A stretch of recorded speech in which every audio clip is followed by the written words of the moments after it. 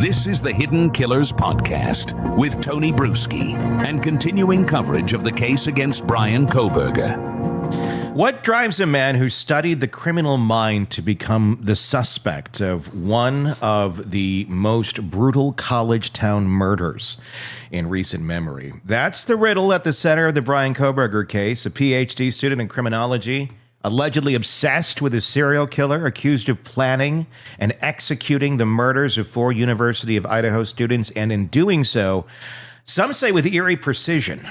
But now, a new controversial theory is gaining traction from Howard Blum. Was Kohberger trying to impress someone? Not a girlfriend, not a peer, but his former professor, who we've had on this show many times, Dr. Katherine Ramsland, one of the world's foremost experts in serial killers. He studied under her. It sounds like the plot of a dark Netflix drama, but it's a theory that Howard Blum is taken to his articles. It's making its way into serious discussion, fueled by unanswered questions, a lack of clear motive, and some eyebrow-raising patterns in his behavior. Joining us is someone who knows a thing or two about decoding motive and delusion, retired FBI Special Agent Robin Dreeke, former chief of the Counterintelligence Behavioral Analysis Program. I was surprised when I saw this one, Robin, but I know you and me both really respect his writing and his reporting, so I thought, let's discuss. From a behavioral standpoint, how plausible is it that a man like Kohberger would commit an act this extreme, not out of hatred or revenge, or being the name escapes me for a second here. The guys who are obsessed with women but hate women, an incel. But to try to gain the admiration of someone he saw as a mentor. This is Howard Blum's theory at this moment in time he just published on Airmail. What's your thoughts? I found this to be very intriguing. Yeah, anytime Howard Blum talks, I give it a listen. I pay attention. Mm-hmm. He wrote a great book. He did a lot of great deep diving with the people and the personalities involved in this. That being said, anytime you hear a new theory go out there, and I apologize, Tony, and to the audience, I am the boring guy. I don't get emotional on these things. I was like, oh, that's interesting. Let's look at the data. Let's look at the science. Let's look at the law of probabilities and see what fits or doesn't fit and see if we can establish an arc of probability. And if you're looking at an arc of probability, we have to make a couple assumptions here. One, the greatest leap here we are going to make is that let's assume, because we haven't done a psychological study on him, I'm not a licensed clinician, but if he is high on psychopathy, I think this theory is not plausible. And here's why. And we've chatted about this before. Psychopaths, when you're high on psychopathy, they don't do things to impress others. They do it for pure sport and grandiosity internally. And so the notion of him being needy enough to seek the approval of others would require that. And also then, let's look at data points in his life from statements and what others are reporting on him. Has he ever sought that kind of affirmation and validation from others external to himself, or has it always been internal? There's low data on that. And so I'm not again, if he is high on psychopathy, it's not a likelihood. It doesn't mean it's outlawed. It doesn't mean it's not a possibility. Anything's a possibility until, we have more data. But I'm thinking it's low likelihood if he's high in psychopathy. And that's the thing we just don't know the answer to. We know that he, has autism. Again, that does not mean psychopathy by any stretch. Well, maybe Tony, even autism. Yeah. As I understand it, and now correct me if I'm wrong on this. It was just conjecture. I did not last I'd heard on this. He actually hadn't been tested for autism. He has now. He has now. Okay. We have official, or the court has official documentation now that he does. My apologies again. That's why I just double-checking. Initially, they came with no receipts, but now they have receipts. And look, he's been diagnosed. Here's what you got. But again, none of it. Autism does not mean that you don't have, cognitive skills to make reason right or wrong. I mean, I would guess, honestly, probably a massive, massive chunk of our population, more than half, is on the spectrum and undiagnosed. And there's nothing wrong with that. It's just how brains work in different ways. Some can go very far this way, some can go very far that way. And it kind of makes you who you are. But the idea of this, I wouldn't say it's extremely far out there, because there are other cases where you have people who, in their twisted mind, make this out to be something to impress someone, whether it be a love interest. And I don't know that if I don't think Howard Blum is implying that all the way, but more so that Katherine was someone who he was studying directly under, literally same classroom, just studying directly under. They're communicating directly while he's studying under her, and that, you know, he found her to be so enthralling, so interesting, so much at the top of her game, an expert in this field, that he felt a draw to, and that pulling this off, maybe, again, this is all conjecture, pulling this off would maybe be something that could really impress her, and maybe even take it a step further than she went with her research into BTK. I mean, she got right down to the nitty gritty, got inside of the mind of Dennis Rader, and revealed a ton of things that we had not heard before about Dennis in terms of his in terms of our understanding of a serial killer and what makes that individual tick. That's what I'm wondering is, did he think, I've been saying this from the beginning, was this all a lesson for himself? Was this in some way, shape, or form him wanting to go do this, get this experience, because in his mind that would make him a better investigator once he got to that level in his career, because he went out and did that himself, and he was just going to sweep that under the rug. I don't know. Like, if he did think he was going to do it to impress her, that's a whole other ball of insanity, because you think you're going to impress Dr. Katherine Ramsland by killing people. I don't think that's going to be her reaction. So you saw my nonverbals as you're talking there, as I did one of these. This is like Robin having a kind of a new epiphany as you're describing this. All right, so I'm going to modify my response a bit on this, because here's what I'm thinking, Tony. Yeah. Here's where I'm going to make his leap kind of fit what I had just said. So let's assume that this was the motive, and Howard's correct on this. My initial, and I'm going to own my mistaken interpretation. My initial interpretation was he was doing this to outwardly impress her, like she would find out he did it and impress her. Mm-hmm. But based on what I just said, remember, if he is high on psychopathy, it's all about internal things. It's all about, also for psychopathy and people that are going for extra stimulus, that we're saying that is that why psychopaths do what they do, and they have the fantasization. So this could fit if in his fantasy, internally, he became a study of his professor, even though he's unknown to her.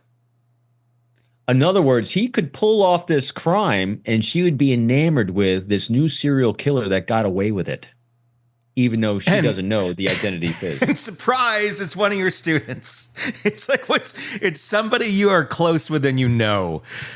Yeah, I don't know. I mean, I don't know that this is that far off. That's the only, so again, I'm just kind of reversing the context here. Let's put ourselves, as challenging as it is, in his mind. Let's do that leap of conjecture of high psychopathy, and no need for external validation. In other words, he doesn't need to let her know she did it to impress her. Mm-hmm. Impressing her would be the type of serial killer that would garner her attention, that she would then teach in class as a classic serial killer that got away with it. That might fit that fantasy narrative. Because remember, especially when he's taking, again, kind of, if we're, we're making so many conjecture jumps. He takes that selfie, in the shower. That was for him, and so now part of his, because remember, he didn't stage anything that allowed him to go back and relive this moment to get that rush he's looking for. Mm-hmm. But if he's now studying with and partnered with a researcher, a doctor that he admires, that she is studying, he will get that rush every time she references him, every time she references the case. He was actively studying under her when he did this. Yes. And so I bet you, boy, I don't bet you, but it would be interesting to see if part of, again, I don't know if it's conscious or unconscious, when people are doing these things. Predators are generally unconscious. So if he's studying under her, this is in the news. I'm sure that if you are looking for an adrenaline rush of some sort of emotional response that he's craving, part of that was the killing itself, but the other part was the daily interaction he's going to have when she is talking about the case with him. And with that, he would be able to garner insights that no one else would have, and it would make him look like a genius if he was able to come up with information that no one else knew. Yeah. But it would be just assumptions like, oh my gosh, Bryan, look, you're right at that.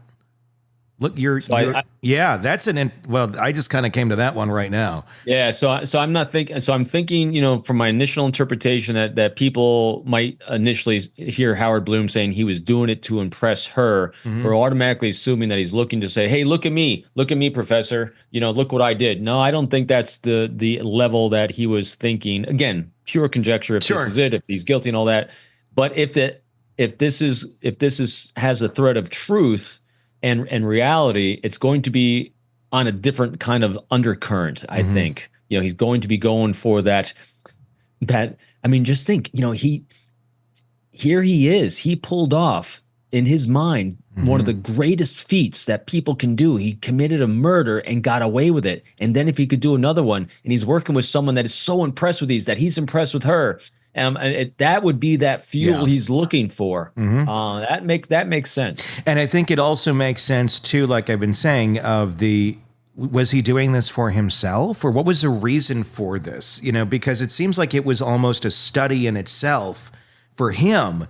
But if it's to impress someone that he's been studying under, and so he can hear about how smart this killer was by the person that he considers to be just, the highest up in their craft of understanding these things and teaching about them and studying them, that would be probably the ultimate high for Bryan Kohberger. A lot of conjecture. And so the way it works is that he wouldn't be doing it for her. So let's remember, we're going psychopathy, BTK. He was going for that grandiosity at that 30,000 foot level. Yeah. So the professor is a mere conduit to the 30,000 foot level, where this becomes part of a course of study. This becomes, and granted, it's not about her. He wasn't doing it for anyone but himself. Sure. This is pure internal. I'm doing it for my own self. She just happens to be a very shiny screwdriver, a tool in his toolbox to get him where he needs to be. And she was giving him the emotional sparks that allowed him to say, hey, you are going to be my conduit to the things that I need to feel. And so that could, Howard Blum is an insightful guy. There is no doubt. He is. I don't know if that's what his initial intent was with it, but here's where it is. And this is why I thought of it this way. There is something unusual and different with this relationship with the professor, because when you look at his arc of the types of relationships he has, he does not have deep, meaningful relationships with anyone. But this professor, it's a spike. Yes, and it's on this topic specifically. Yes, that's very insightful. I feel really bad for Katherine Ramsland that her name's even being drug into this is something that would have and in no way am I saying anything negative about her. I think she's great, she's smart, and she certainly has nothing to do with someone else's choices to do something like this. But my goodness, if Howard Blum's reporting is correct, and right now this is all based on his reporting, we have not confirmed any of this. This is just off of what he's published on Airmail. According to Howard in his reporting, I'm just kind of generalizing here. He's making accusations that he believes Katherine Ramsland was communicating with Kohberger, or Kohberger's communicating with her, I should say. Which is normal. If that's one of your students and she's a mentor to you, that would not be out of the ordinary. What makes it out of the ordinary is when that student, if it's him, goes out and kills these people and continues to communicate. He alleges that there was a string of email communications before the killings and after the killings between the two. Not that Kohberger said, hey, by the way, I just killed these kids. What do you think? Do I get a gold star on the wall? But just that there was some sort of thing going on there. He also alleges that once Kohberger was caught, that Katherine was in communications with Kohberger's mother, trying to help them work through this mentally, not as like, hey, let's beat this, but more of a, how can I help you? I've been in this world before. Let me help you as a resource. Nothing negative to Katherine Ramsland, but if those emails existed, And I don't know that they do. Howard Blum seems to think that they do. And if they come out in court, that would show a motive. And I'm assuming that if on the digital devices that they have taken from Kohberger, like I said, there's a lot we don't know about back here that could come to light in the trial if, in fact, these things exist. Yeah. What do you think is in those emails? Again, this is pure conjecture and speculation, but what do you think we would find in those emails from him to her leading up to the killing and then maybe right after? Hard to kind of guess what would be leading to the killing. I would think so. Boy, we've taken like 50 million conjecture leads. Yeah, we're down a rabbit hole here. Oh boy, and I'm not a conspiracy guy either. So our thought experiment is on, and so I would imagine if our really super hypothetical theory holds true, and there's any semblance, I think the truth is always a bunch of data points that are all congruent. I think there's a lot of reasons for motives, but if she plays a part in it, like we're hypothesizing, then I would think the emails afterwards would be seeking her thoughts and opinions on what she thinks about the murder, what she thinks about the motives, and I'd imagine that he is looking for what she thinks about it, how well it was performed, and things like that. I would then think after she offered her opinions, he would be adding maybe a few of his own, to kind of say, hey, look, I have some really insightful thoughts on this as well. If indeed that's exactly what's there, wouldn't that be interesting? It would be. And one further point that I want to highlight about her, which says how different she is from Kohberger on this, to her benefit, is people that are actually high on empathy and with a lot of compassion take the actions that she took with the family. She's emotionally vested in one of her students that she wants to see be successful, that might have seen him struggling with interactions, and she saw a spark that she, as a great teacher, was trying to ignite and fuel in a healthy way. So I definitely feel for her as well. Yeah, and she refuses to talk about the case, and it may just simply be, because he was her student, and there's confidentiality there. And if any of this is true, even more reason, it'd be also I mean, think about this too. Put our deep context of her. I mean, how hard would that be? How hard would you have to look in the mirror as well? If you were the professor for the student that pulled this off, that's got to be, it destroys your own personal narrative as well, which we do not like to face, and so that's why I think it's important for people, in light of all this, if again, we'll see how the trial goes, to give her a lot of grace, because completely. She's going to feel very, very, I mean, I can only imagine how she feels now, and when and if he gets convicted, it's going to even be worse. Yeah, in no way, again, are we in any way insinuating anything negative about Katherine Ramsland. She, there's nothing wrong there. When people do horrendous things like this, there's so many destroyed lives on all sides. Sure. Even if Howard Blum's assumptions here or accusations are completely incorrect, and there is no communication, and he's not doing this for that reason. She was his professor leading right up to this. I'm going to guess, or I'd honestly be very surprised if she was not called as a witness in this trial. I agree. I think she will be. Yeah. To get kind of a mindset of what Kohberger was like, and to get her perceptions on that, because that would be very valuable, I would think, in this. I'm going to guess you're going to see students even of his testify to, the day after this happened and he came into class, and the accusations are he was a little less shaved, a little more scrubby, and a little more laid back than ever before. We're going to hear testimony to that as well.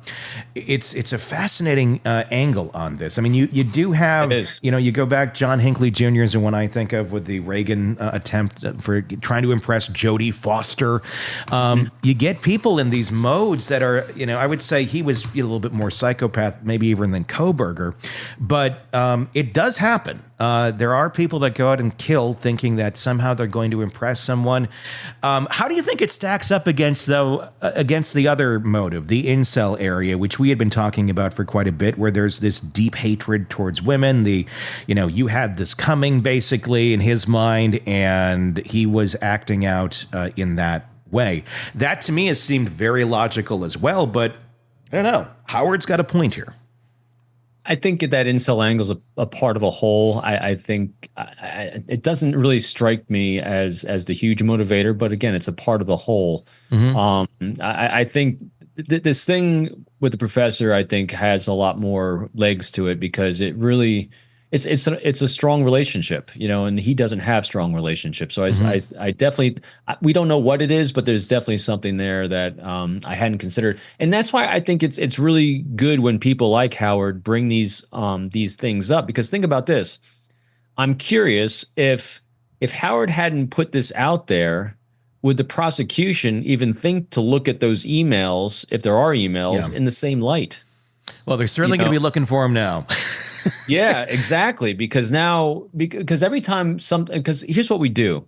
One of the reasons why I love looking at behavior arcs for everyone and everything is because we're looking for that normal pattern, so we can recognize when something stands out.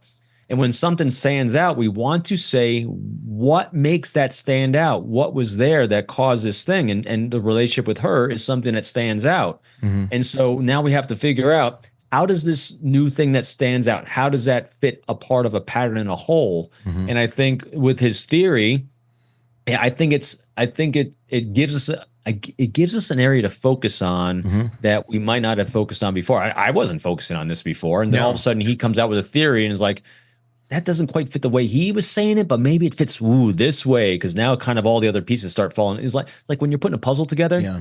And all of a sudden you fit that one piece in there, and all of a sudden, 10 other pieces all of a sudden make sense. And Howard's been studying all the pieces. He knows those pieces of that puzzle well. I mean, I think we do pretty good. He's he could take a piece of the puzzle and go, oh, this one fits in the upper left corner, because he knows where they all go. And that would then give you a little more knowledge and probably a little more insight, to theorize on some of these things and see where things may fit better than most would on the outside. And that's where I'm really wondering where he came to that conclusion, or if he has inside knowledge, because he usually does. A lot of things he says about cases that, this is probably going to come out. He doesn't usually open his mouth and say something that is going to be completely out there and not be legit. So I don't even really view this as a conspiracy or anything. This just seems to point to more of an answer of, hey, the motive is right here, guys. Maybe it really is something like this. The only other question I would have about this, and this again, just to be complete conjecture, because we don't know if A, this ever even happened, and B, what the motive would be, or what the thought process would be on the part of Ramsland, is if she was reaching out to the family after this happened, after she knew that Kohberger was this main suspect in this. Why reach out to the family? Is that because you just have some insight and you can help them kind of navigate their way through it? Or is it more like, shit, I kind of suspected, not necessarily suspected, but it's kind of one of those things where if you're in a workplace and you make the comment of, okay, who could go postal here any day? You kind of pick somebody out and go, yeah, that's the guy I would expect it to do. It makes me wonder if she kind of thought, maybe there's potential here for him to do something like this. And really kind of thought when she heard that news, oh, maybe I'm surprised, but I'm not so surprised. I don't know. I mean, that's pure conjecture. And so the motivation for reaching out to the family. So I don't have much data on her, but if we look at, so let's just do a 30,000 foot look on title and position that she has. So she's a PhD and she's a researcher. Researchers are always looking for data. And I would imagine that, but she's also a human being. She's compassionate. So I think that there's multiple reasons why she did it. One is because she does care and she has empathy, and also because she's trying to take in data to understand, is this plausible? Is it possible? And also maybe fear, to help rationalize. Maybe there's nothing here. So I think it was probably a combination of all things. But at the core of who she is for a long time of her life arc is she's a researcher. Yeah. And so researchers take in data, and talking to the family is going to give her more data. Eventually, I'm sure she's going to talk about this on her own terms. And that's going to be very fascinating, because this is something where she... Fortunately and unfortunately, fortunately for being able to study broken brains like this, she had a first-class ticket to be right front and center with someone who then carried out one of the worst massacres that we've seen in a long time. That's going to be fascinating from her standpoint. To hear the insight that she might have of anything she noticed leading up to this, or if there was any signs. That's going to be very interesting, specifically from her perspective. Got to be traumatizing, I would think, but I mean, she's seen a lot, so I don't know. I can't speak for how she's handling it, but that will be very interesting to hear her words at the end of the day. Yeah, it definitely will be. And to Howard Blum as well, one of the areas that's interesting was, like you said, he's got a lot of reps. He's got a lot of data points that he's taken in, but it will also, I think that's why his initial statement and theory about doing it for her to impress her came in from on the top side of the arc of normal human behavior for people looking for outside validation. He doesn't necessarily have reps on the undercurrent of what psychopathy is, and that's why he wasn't looking at it for what Kohberger would get out of it, kind of like what we're exploring here. So I think he's spot on because of his research and his reps in doing that, but maybe he doesn't have reps in dealing with really, really abnormal people. But he just a phenomenal job there. If nothing else, a new way to kind of look at this for investigators and prosecutors. Yeah, I would completely agree without a doubt. This is going to be fascinating. It is interesting. Craving non-stop true crime updates? Press subscribe now and get the latest cases, analysis, and expert commentary delivered straight to your feed. Only from the Hidden Killers podcast and True Crime Today.